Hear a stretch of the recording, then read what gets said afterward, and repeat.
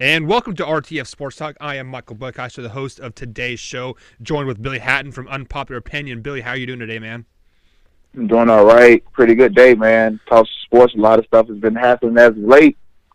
A lot of stuff happening, and the snow is coming here in Louisville, so I'm pretty excited about that since you're a weather buff over there, down there in El Paso when it's always cold. Yeah, it's about 50 degrees this morning, so we're in a good spot right now. Yeah, it's like 17 degrees here. It's stupid cold. But as you alluded here, Billy, there is some big news happening.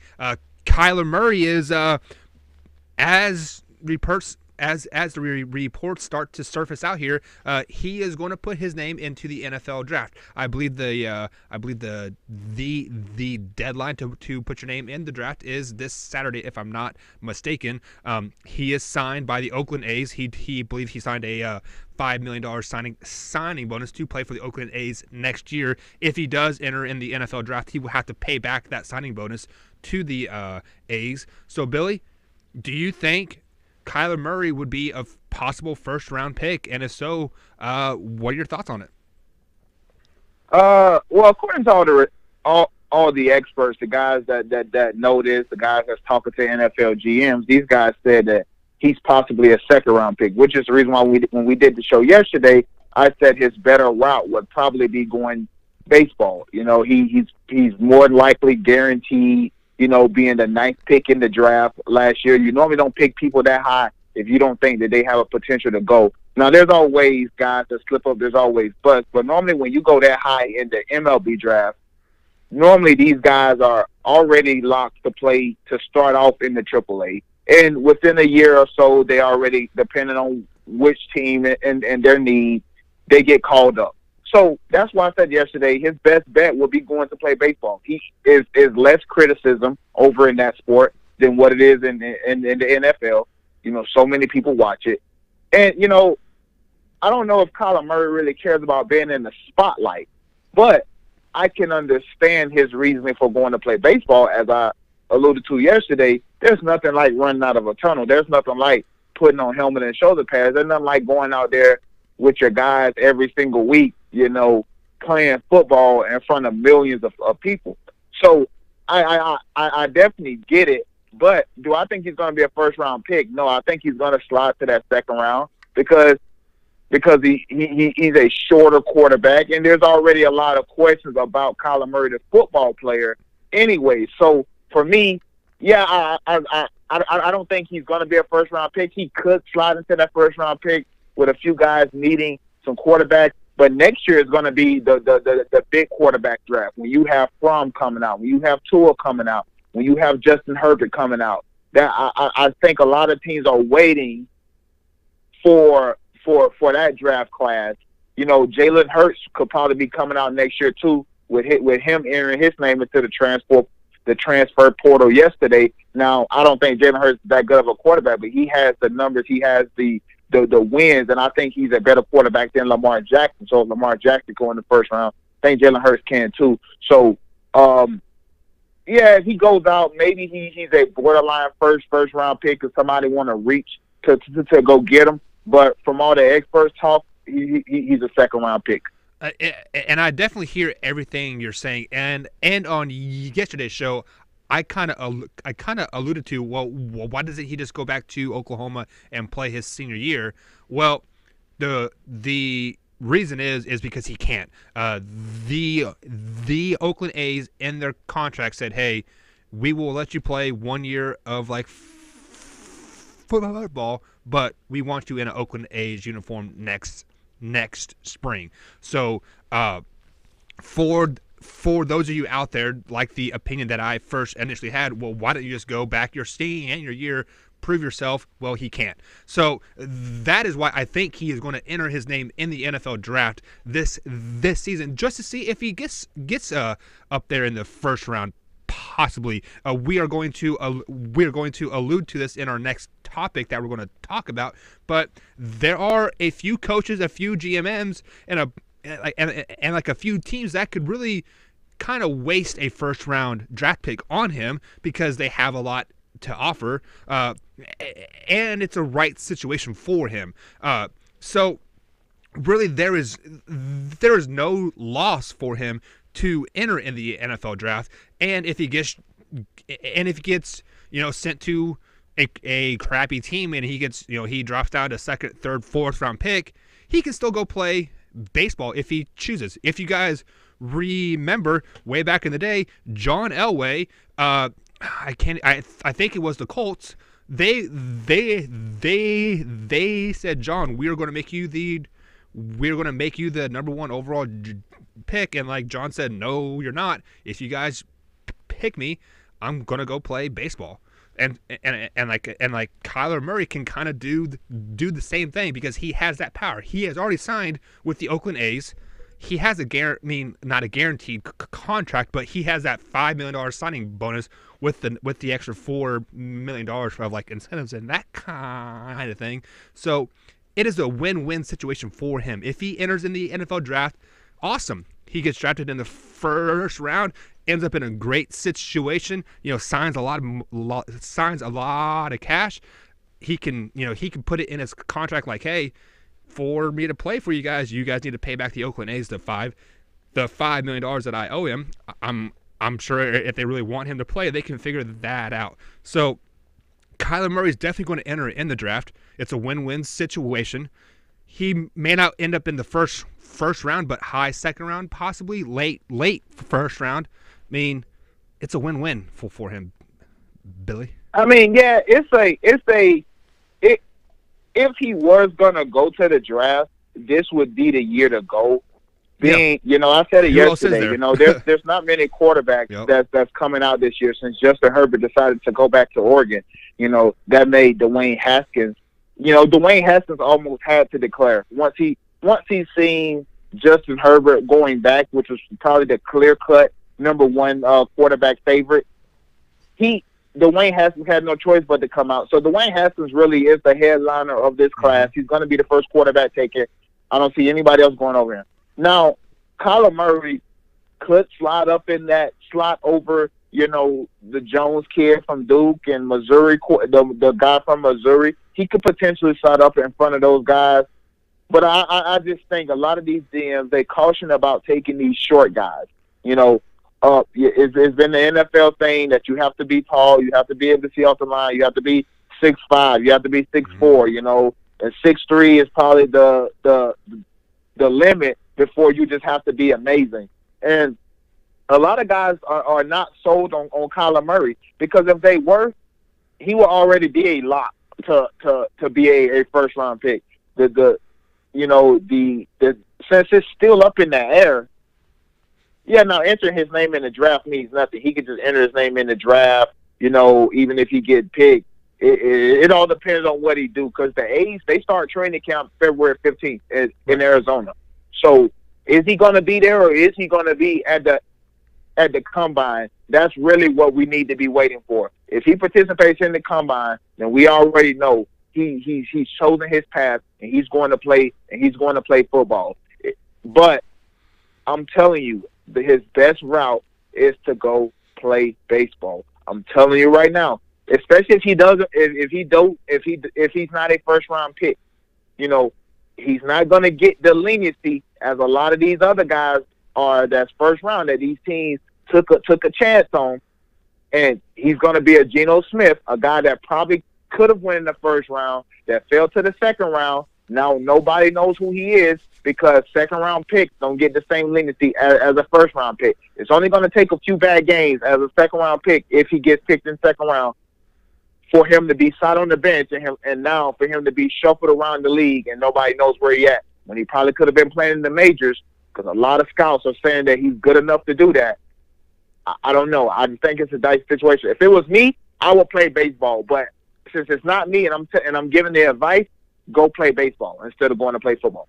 Yeah, I think at the end of the day, you kind of got to take the guaranteed cash. But since we are talking about football here, and it is it's a very, very hot topic. It's that time of season, postseason. If Kyler Murray were to go into the NFL draft, what team do you think he would be a best fit on, and where do you think he would land? Oh man, that'd be tough.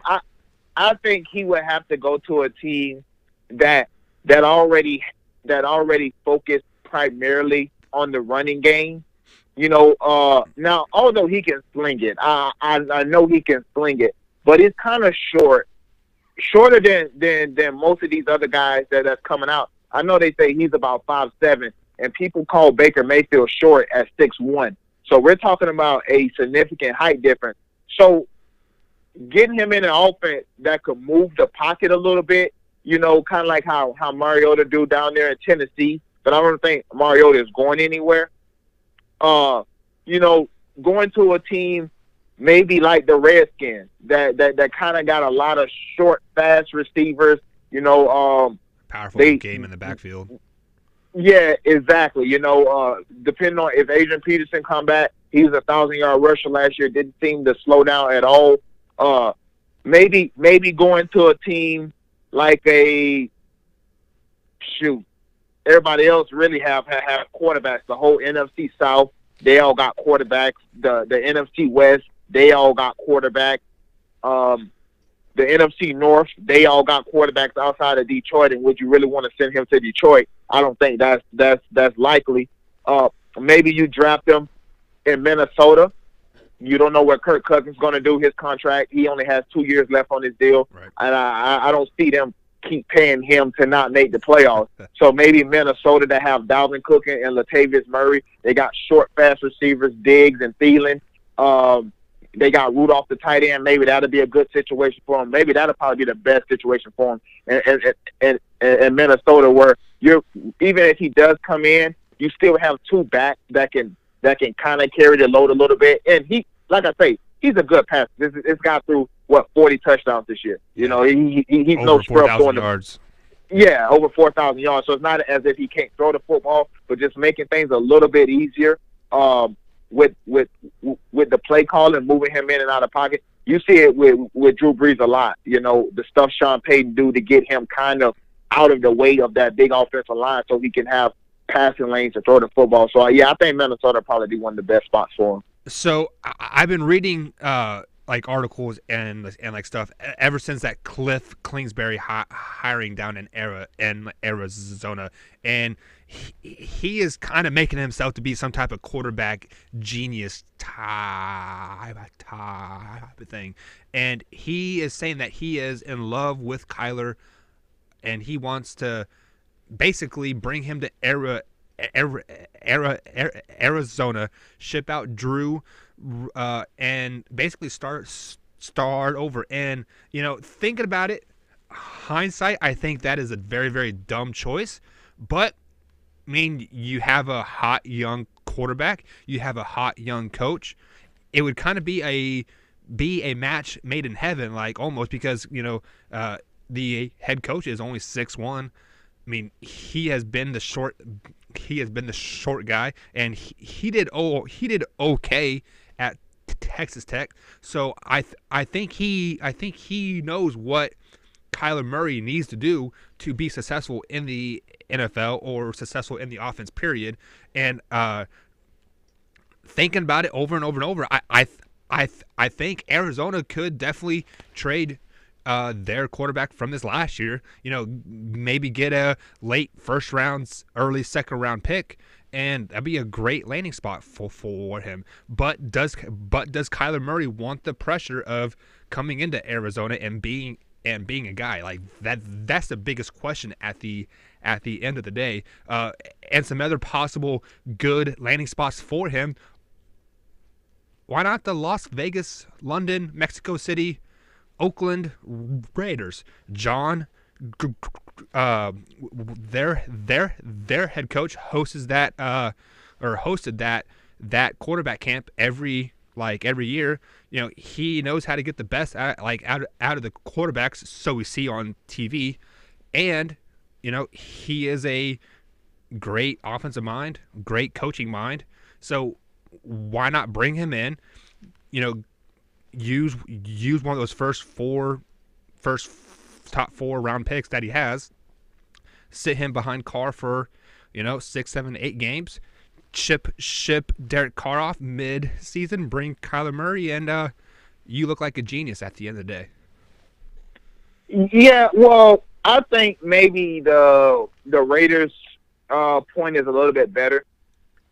I don't like Tim going to Arizona, and I get it. Cliff Kingsbury he has coached some pretty high profile quarterbacks in his tenure, but it's a different beast in the NFL, and not necessarily him. It's just the team that he has.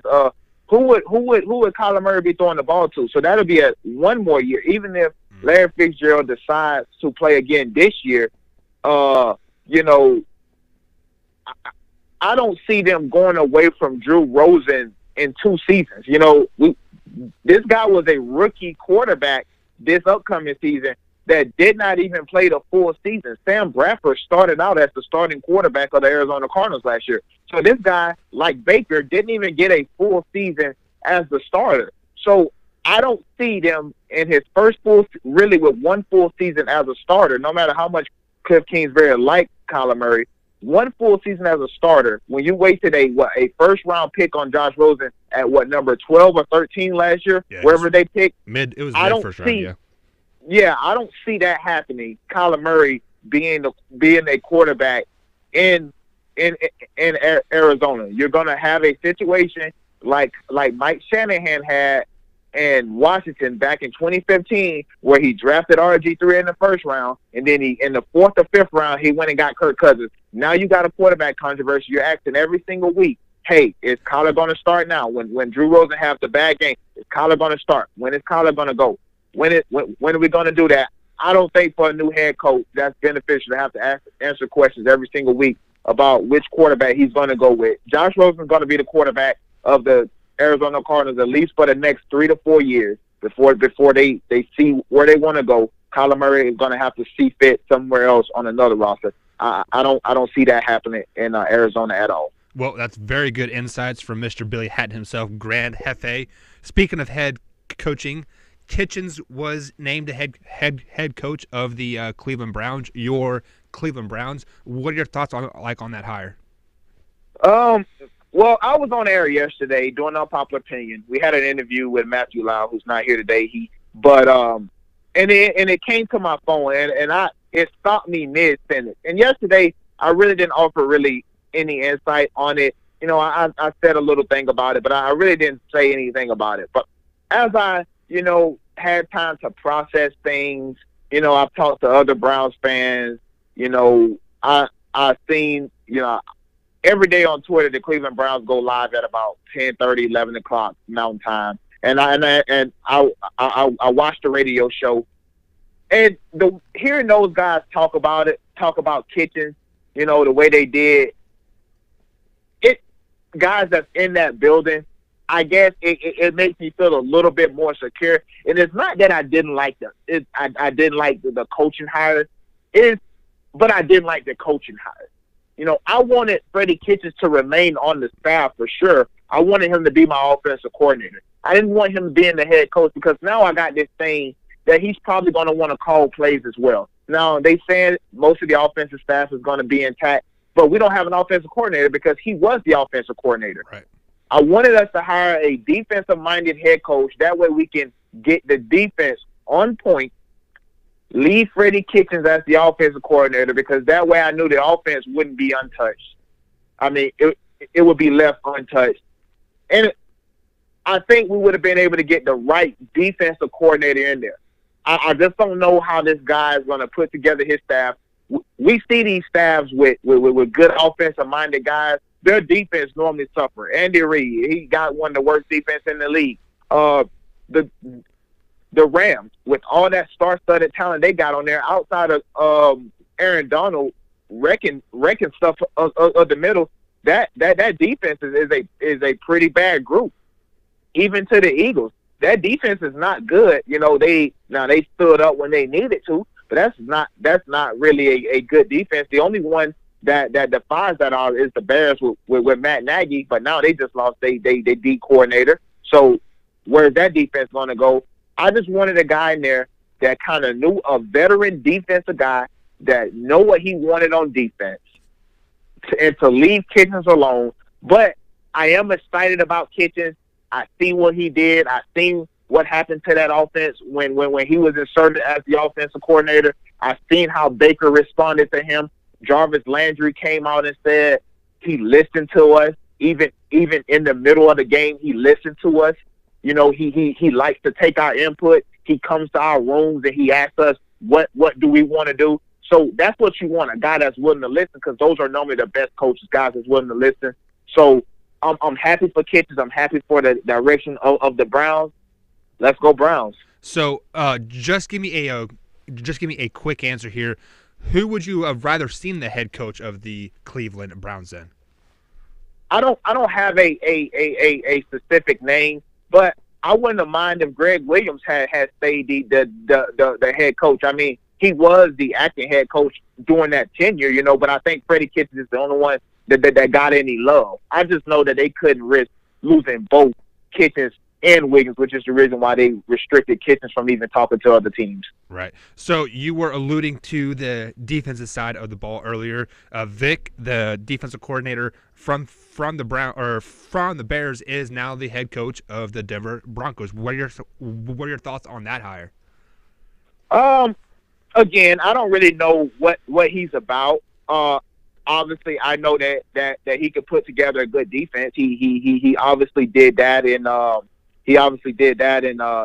Chicago with the help of a Khalil Mack. But that defense was already good. You know, that was the strong suit of their team. Khalil Mack just kind of helped everybody else out and, you know, put everybody else over the edge, which is to be expected for a guy like that. But the Broncos maybe are feeling, John Elway is probably feeling, well, when we won the championship a few years ago, and when we went to the championship that year prior, when we lost to the Seahawks, the defense was our calling card. We played tough defense. We was able to rush the passer. We had good linebackers that can run sideline to sideline, and we had some good DBs to cover. And then we were okay on offense, because at that time, Peyton really wasn't Peyton anymore. Right. So maybe that's what he's going back for, a defensive-minded coach, which is what I wanted, so he can go get him a good defensive coordinator and put a good defensive scheme over there. And he's going to hire somebody that knows about the offense and let that guy do what he do. So I like the hire for the Broncos. I like the direction, because everybody's starting to adopt that trend. Like, we're going to play solid defense and we're going to be okay on offense. Well, you have to have a solid defense to compete in that, like in that tough conference that they are in, you know, like with the Kansas City Chiefs and the Chargers, and so if you want to have if you even want to have a chance, you need to hold the Chiefs and Chargers to under 20 points, and that's going to be very, very difficult. The final hire that has happened in the last 24 to 36 hours, Adam Gase to the Jets. He is the second person to serve as a Dolphins coach and now a Jets coach. What are your thoughts on that? This hire right here, I don't like at all, Mike. I'm going to be honest with you, Mike. Out of all the hires that we've seen, even the Matt LaFleur hire to the Packers, you know, there's reports out that Matt LaFleur said Aaron Rodgers called him before he took that job. So I guess there's already a mutual respect there between the two. But Adam Gase, I do not understand this hire. Maybe they think since he's an offensive guy, he can get Sam Darnold in line. But I don't get it. Why would you leave? Why would you leave the Jets? I mean the Miami Dolphins. You've almost got away from Tom Brady and Bill Belichick just to go back right in the same division on a worse football team. Why would you want to do that to yourself? And Adam Gase is not a good coach. Or maybe he just needed a new spot. But this guy is not a good coach, and I don't like this hire. I don't, Mike. I'm be honest. I don't like that hire. So, I am a facts and stats type of guy here. The last 7 coaches for the Jets, I'm going to throw out some names here. You had Todd, Rex Ryan, Eric Mangini, Herm Edwards, and Bill Parcells. Every one of those coaches, their first year at the Jets, at least 9 wins. 9-7 and 10-6 is the best. So with the trend of history, Adam Gase is going to have a 9-win Jet season. So we'll just leave that where it's at here. He better hope for his sake. You know, Todd Bowles only got, 2 years over there? 3 years maybe? Yeah, 2. Wasn't it 2? He's not going to have long, I'll tell you that. Especially not with Sam Darnold now. They're expecting him to win. They're expecting him to be the quarterback guru. And they better win. All righty, Billy. So we are going to try to shift gears a little bit here. Normally we do this on Tuesday, but it is Thursday here. We're going to do a little over under reaction NFL style, since it is still NFL season and there's 8 teams left, including the Cowboys and the Kansas City Chiefs. Just to throw it out there for you guys that don't remember. But overreaction, underreaction number 1, Billy Hatton. Texans coach Bill O'Brien is still on the hot seat, even though he made it to the playoffs. Yeah, I think he's still on the hot seat. I think he's kind of underperformed since he's been there. Yeah, he made it to another playoff game, but the expectation is to win. I think he's going down this Marvin Lewis train. So yeah, I think he's still in the hot seat. Who do you think would be a good fit for the Texans? Out of all the coaches that's out there, I would probably say Mike McCarthy, because I don't think Deshaun Watson's skills is flashy. I just think he just beats you because of his talent and his willingness. So I think Mike McCarthy's play calling kind of helped that, and he knows how to get his stars the ball. I think he'll feature Deshaun Watson. DeAndre Hopkins a lot. So yeah, I like Mike McCarthy there. I am going to say it is not an overreaction. He is still definitely on the hot seat, and you have the Chiefs' offensive coordinator out there that still doesn't have a head coaching job. Still a very hot sought after coach, and I believe that's really what the Texans want is they want to use like Hopkins and their quarterback to be a high-flying offense while that defense is still in their prime, And imagine if, Demaryius Thomas could come back healthy. Right. Imagine what that could do for him. And Will Fuller. Yeah. I mean, you are looking at the Kansas City offense with a great defense. So that's why I think he will be on his way out if that's a good point. If they can get the Kansas City Chiefs offensive coordinator. Moving on here, the Seattle Seahawks, they did lose to the Dallas Cowboys last week. Over under reaction, Brian Schottenheimer's run heavy offense cost Seattle their season. That's not an overreaction. I was saying that during the game. I kept yelling at the TV, "Why are you still running the football, Brian Schottenheimer?" I literally kept yelling that. Why are you doing this? Why are you not running with Russell Wilson a little bit more? He only had 3 carries in that game, and that was down the stretch in the fourth quarter when they almost literally had no other choice. Yeah, so I think that they should have been airing the ball out a little bit more and letting Russell Wilson run. But I kept saying it. Why? And you only getting 2 yards, and punt. I didn't understand that. Yeah, and that is the strength of the Cowboys is their front 7. They have a great linebacking crew. They have a darn good front 4. Their secondary is horrible. When you have a speedster, what are you paying Russell Wilson for? Yeah, exactly. And you had that speedster of Tyler Lockett. He was running past the cornerback and the safety every time. There should be no reason why you were not giving him the ball. So that is not a underreaction, and I would not be surprised if he is on the hot seat as well. Moving on here, John Harbaugh should have replaced Lamar Jackson with Joe Flacco in the second half. Over underreaction. I'm torn on this one, Mike, because as a fan or as a just person that watched the game and analyze it, yeah, I think you should have went to Joe Flacco. Maybe your team needed a spark, and Joe Flacco was probably that spark because at the time you needed somebody to throw the ball. Lamar Jackson only had 40 yards up into the fourth quarter until they were down by like 20 points, and then he started throwing the ball. Yep. But I understand it from a John Harbaugh's perspective, which is my job is on the line. This is the guy that got us here, and going forward, we already know. Joe Flacco already know. Lamar already know. Ozzie Newsome already know. Joe Flacco is not going to be back with us next year. We need to stick with Lamar Jackson, because he's going to be our quarterback, and we can't just keep flip-flopping. We have to keep him in there because he's our future. We put all of our eggs in this one basket, so we have to stick with. So I get it from a John Harbaugh perspective, but of course, no doubt, 40 passing yards from a quarterback all game for 3 quarters, 3.5 quarters basically. Yeah, I mean, that should have been an easy decision, but I understand it. Yeah, and this is a over reaction on like my side of the fence too.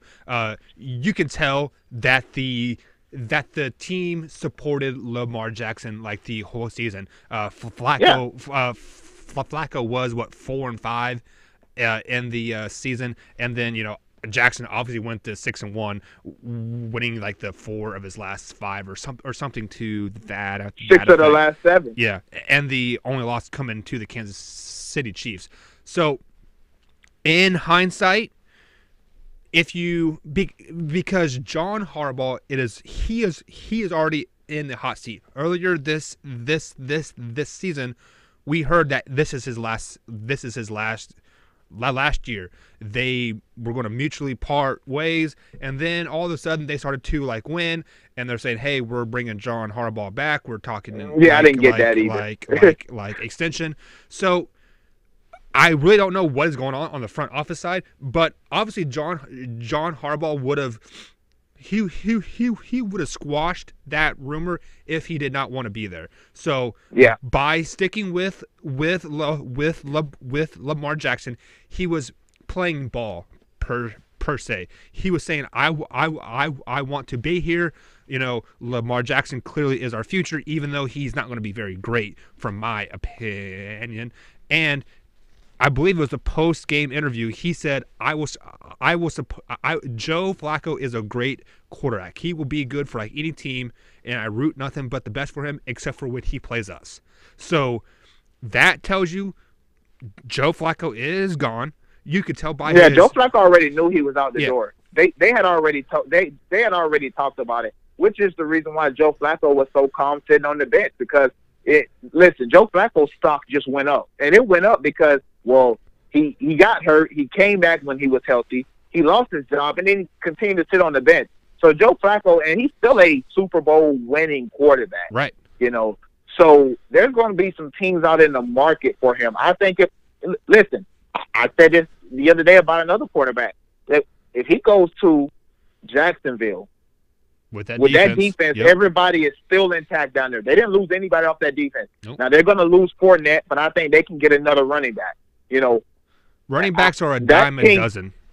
Yeah, that team could be dangerous. Get Joe Flacco one more receiver, because I don't think Dede Westbrook and Allen.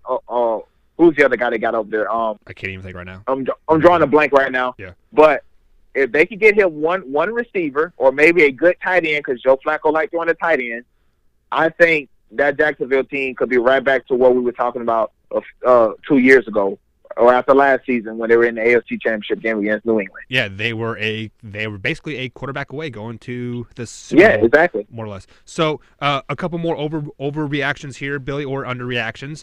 The Bears cannot win a Super Bowl with Mitchell Trubisky. Underreaction. I think it's an underreaction. I tell my co-host that all the time. I tell him there's no way that you guys are going to be able to win a Super Bowl with Mitchell Trubisky. Yeah, he's going to be good, and he's not sorry. He's just not a Super Bowl quarterback. And I don't know if the Bears defense can repeat what they did this year. I just said it. They did lose their defensive coordinator. The guy who put that scheme together and put these guys in this position. There's still going to be a good defense, but we see with defenses, they fall off, man. The Seahawks defense was only like that for a few years before you got to start paying guys, and guys start getting egos. It happened with Jacksonville defense. All it takes is a quarterback to deter you from really caring on defense, and this could be a bad defense. Yeah, and we saw that with Jacksonville too. That they were basically a bad quarterback away from going to the Super Bowl, and they fell off this season. Minnesota, yeah, exactly. Minnesota defense was the #1 defense in the league last year. Look where they were at this year. Yeah. It's tough to do that in and out with these new rules, man, for the offense. So, with all that being said, I'm going to say it is not a overreaction. Mitchell Trubisky is a game manager, just like Alex Smith was for the Kansas City Chiefs for so many years. That is why the Chiefs haven't won a playoff game in so long. Is because he does great in the regular season. He will not win you a game, but he won't lose you a game either. And that's exactly where Mitchell Trubisky is. He will make a lot of money being that guy that I'm not going to win you a game, but I'm not going to lose you a game either. I'm going to throw for 250 yards, two maybe 3 scores, and hopefully the defense can do what they need to do, because I'm not going to do a game-winning drive. That's just the quarterback that I am. I am safe and conservative, and if you don't like it, sorry, but that's who I am. So that is definitely not an overreaction. They will not win a Super Bowl with him at the helm. So wild card weekend is over, Billy. We are now into the divisional games here, and we're going to stick with the over/under reactions just because it's a lot of fun at the end of the day, I think. So yeah, I like over/under reaction. Over/under reaction. The Colts defense can do what they did to the Houston Texans, to the Kansas City Chiefs. Over/under reaction. I think that's an overreaction. I mean, what the Colts did to the Texans really wasn't that impressive. I thought Deshaun Watson was killing himself a lot. He was nose diving balls. Balls was going in the dirt. He wasn't accurate with the football. Patrick Mahomes is going to be accurate with the football. Yeah, and it's going to be coming. And this is why I think the Colts defense is going to get exposed. They play good team defense because they have a quarterback on the other side that can keep them on the field or keep them off the field because he can control the clock. With Kansas City, they're going to be scoring. They're going to be scoring in a hurry, and you're gonna have to guard Tyreek Hill. You're not going to be able to take him out of the game like you did at DeAndre Hopkins. And if you do, guess who's going to get loose? You got Travis Kelce that can still get loose. You got Sammy Watkins that can still get loose. And let's not forget, Kelvin Benjamin plays for the Chiefs now, and he's not the #1 option. He's like the 4th option. He can be big. You give Travis Kelce a 6'5" receiver. I mean, not Travis Kelce. You give Patrick Mahomes a 6'5" receiver, especially down in the goal line when you still have to cover Tyreek Hill, Travis Kelce, and Sammy Watkins. Yeah, it could be a long night for that Colts defense. So, yeah, I think it's definitely overreaction. They can, but I don't think they will. I hear everything you are saying, and just to add to that Kelvin Benjamin point, he came on to the Chiefs mid-season. He did not have a week to prepare. They've been kind of implementing in the offense here or there with a full week off.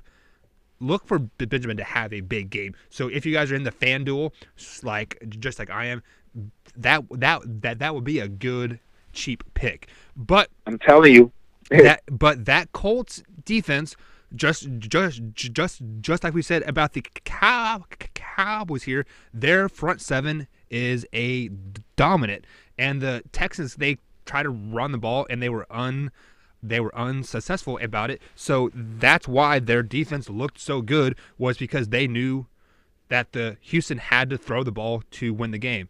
And since Hunt is no longer on the Chiefs either, I think the Colts defense know that the Chiefs have to pass, but you have to realize they have the 3-headed monster back there that can break a play any time. They have I can't even think their names. West, Sean Ware. Yeah, they have Ware, West. You have some capable guys. Yeah, you have some capable guys in the backfield that can do it by committee. And you have that pounder, you have that slasher, and you have that back that just gets you the yards that you need to get. So definitely overreaction. The Colts defense is not going to shut down the Kansas City offense. They might hold them a couple series, but that's about it. But the Colts are still a very dangerous team, guys. Watch out for the Colts. moving on, Billy. The Dallas Cowboys, can their defense dominate on the road versus the LA Rams? Over, under reaction? I'm gonna go underreaction, or I'm gonna go overreaction. I don't think they will. Let me preface this by saying I think the Rams is going to do exactly what the Seahawks did.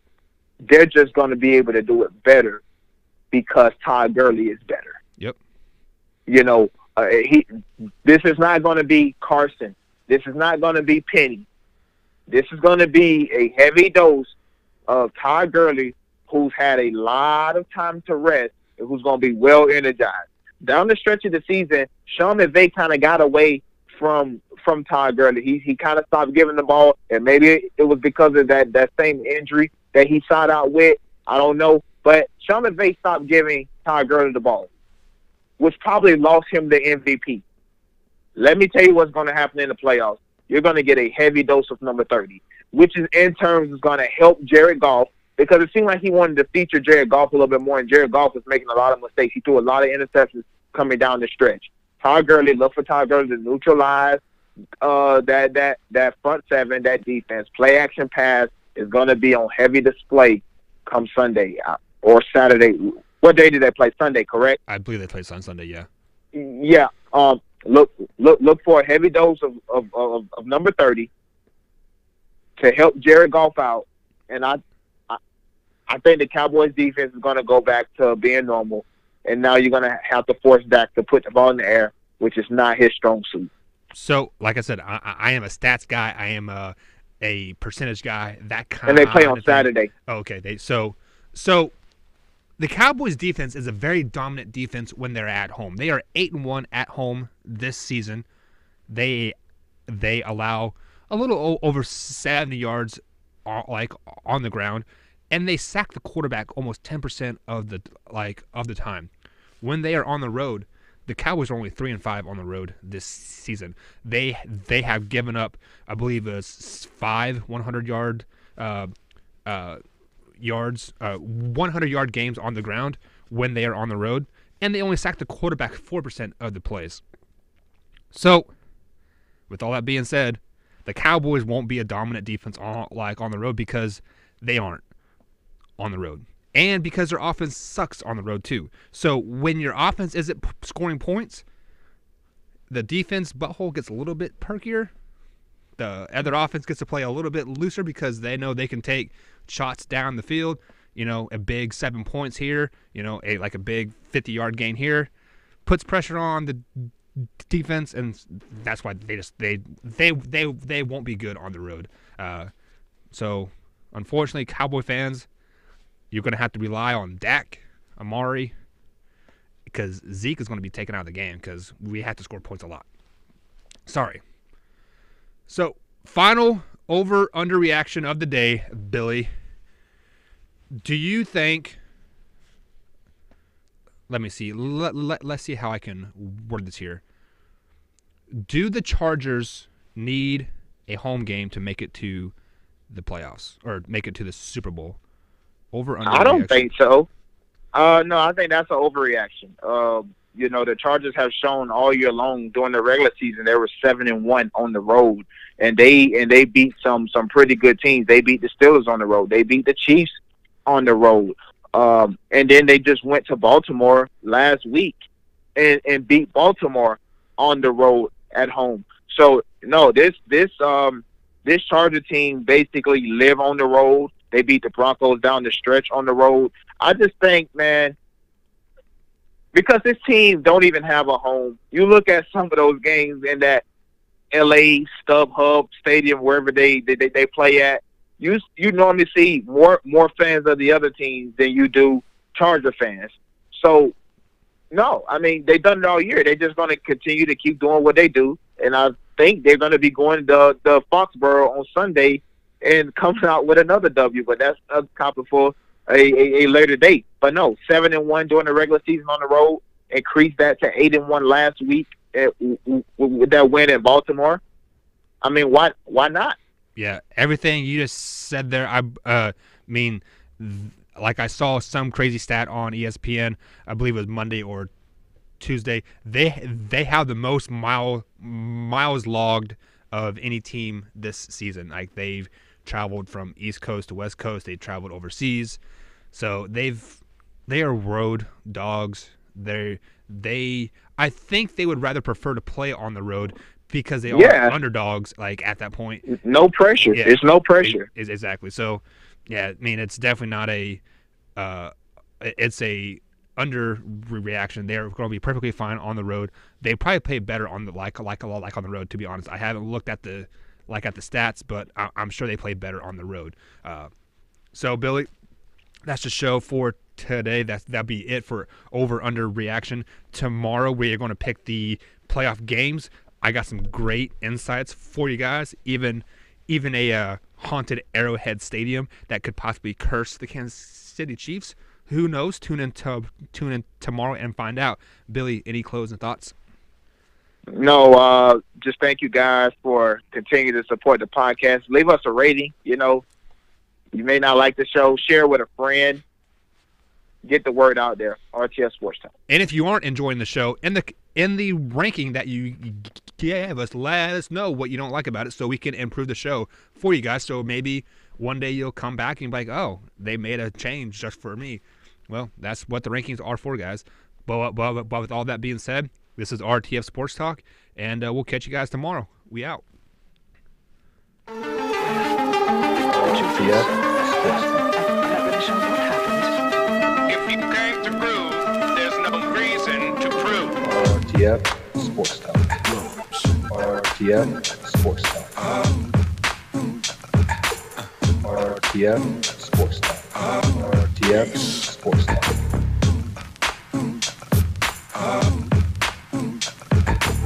And now you've got yourself something funky. RTF Sports Talk. RTF Sports Talk. RTF Sports Talk. RTF Sports Talk. RTF Sports Talk.